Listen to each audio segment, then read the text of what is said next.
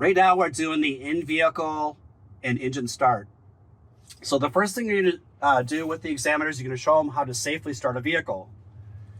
You'll state and pull out, if needed, the trailer brakes engaged and the parking brakes engaged. My truck is in neutral. If you're not in a manual, you'll kind of click up the automatic and you'll point to the N. You'll say your truck's in neutral, and then you'll say, I can start the truck.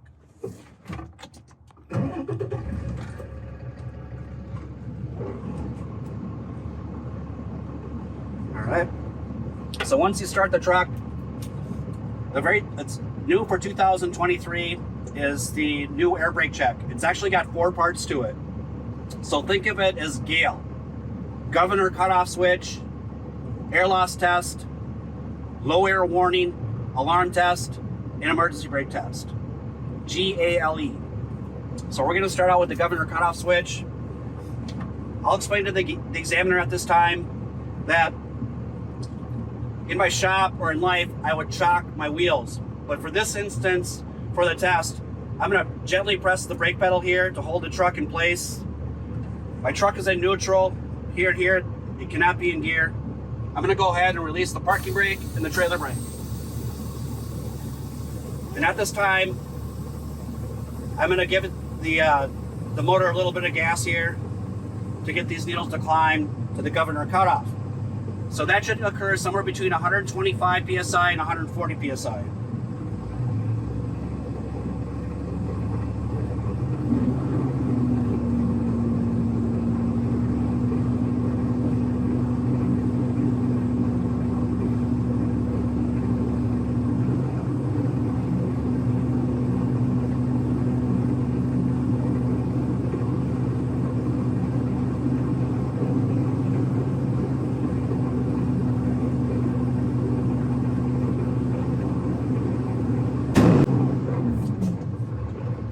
I heard my governor cutoff switch. I saw the sniff of air and dust on both sides of my vehicle. And I'll mention that my governor cutoff switch works, and it cut off right around 125 psi. So now for this, I'm going to do the air loss portion of the test. So to do that, I'm going to press and hold the brake pedal. I don't really have to press into the brake pedal. I just press down to the point of resistance and a little bit more, and I leave it there. I'm going to turn the vehicle off and back to the on position. When my gauges settle here, I'll say I'll time myself for 1 minute.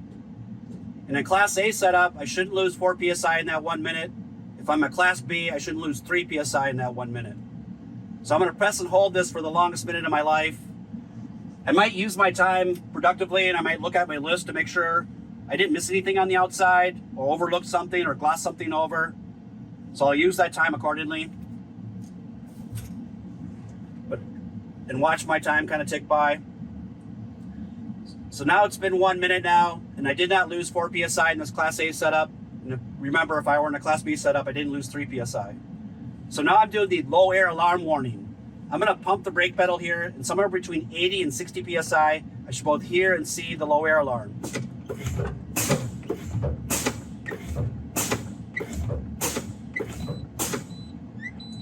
I both hear and see the low air alarm right around 75 psi. So now I'm going to do the emergency brake test. I'm going to continue pumping the brake pedal here, and somewhere between 40 and 20 psi, both my trailer brake and my parking brake, they'll pop out.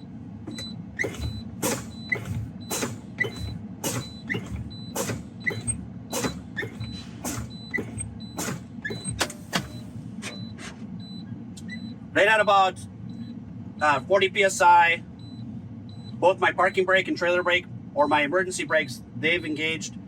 I need to start the truck and pull against them to make sure they're holding. So I'm going to start the truck, put my truck into gear, and pull against them. My truck should move forward. In this instance, I'm going to walk out the clutch, but if you're in an automatic, you just kind of gently press the gas pedal like such, nice and softly. My emergency brakes hold. So the next thing I'm going to do is I'm going to resupply the air back up to a safe level. Both my primary and secondary tanks should be somewhere between 90 and 120 psi.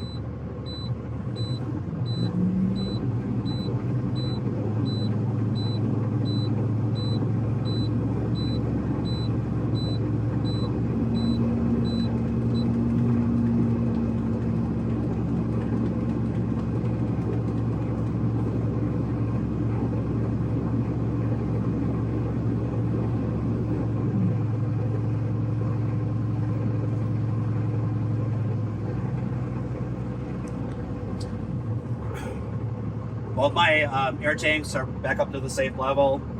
They're just above 90 psi. Climbing. Do that. For the parking brake, I'm going to put it in gear. I'm going to release the trailer brake. I'm going to leave this one engaged. Excuse me. Then I'm going to walk out the clutch. My foot's not in the brake pedal. I'm just going to walk this clutch out or gently tap the gas pedal here. If I'm in an automatic, I'll walk this clutch out here. And I'll say that my parking brake holds. So now I'm going to do the trailer brake. To do that, I'm going to release the parking brake and leave the trailer brake engaged. I'll put it in gear, pull against the trailer. My trailer brake holds the vehicle, and also my trailer is securely connected, I'll say. So now I'll do the service brake. I'll release this, and these are both released now. I'm going to leave them alone. My truck is in gear. I'm going to gently pull forward and apply the service brake. Service brake works, doesn't pull on either side. Air tanks are back up to the safe level. They're just above 90 psi. Climbing. So now I'm going to do the light indicators. First on the light indicators, I want to indicate and point out that I don't have any warning lights, such as my ABS light or my DEF light, telling me that there's something wrong. Also, my gauges here, they're all reading at an appropriate level. They're not dropping or rising quickly. My temperature gauge is where it needs to be. And my battery is also charging. So now I'm going to do the left indicator right here. I can see it, it's working. I'm going to do the right indicator. I can see it, it's working. You can see the hazards. They're both working. And my high beam indicator, it too is working.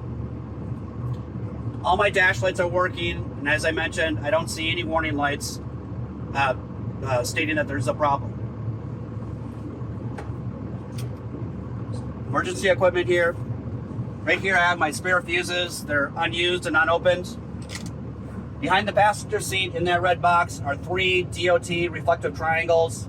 They're not broken or cracked. None are missing. They're all the proper color, red and orange. My fire extinguisher is secured behind the seat here with that latch. That latch is not loose, it's locked. The extinguisher is not cracked or leaking. The safety pin's in place. And the needle's in the green zone, so it's telling me it's fully charged. So now I'm going to do the windshield and traffic monitoring devices. So new for 2023, for new vehicles, they have cameras or they have sensors. We don't have sensors or cameras, we just have mirrors. So the mirrors right here, right there, and also right here, they're all clean and clear, and they're all adjusted to me. My windshield is clean and clear, free of debris, nothing on my dash, no illegal stickers, and there's no signs that the seal's been leaking at all. So now I'm going to do the washers and the wipers and washers. To do that, I'm just going to press in the washer fluid here and explain that the washer fluid is fully charged. It cleans the glass. The blades themselves are tight to the window. They're not loose, not torn, cracked, or missing. And then I'm going to do the heater and defrost.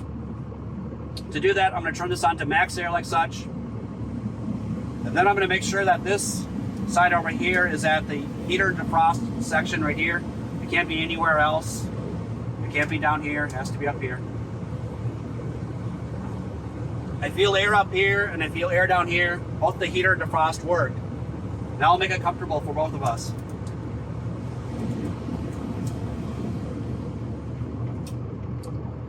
The last thing on your list is you get to toot your horns. So you've done a great job. So this is the best thing in the world. For an automatic, you get to use the city horn. You only have one. It's not so impressive, but for you manual guys, you get to go to town. freeway horn works and city horn works.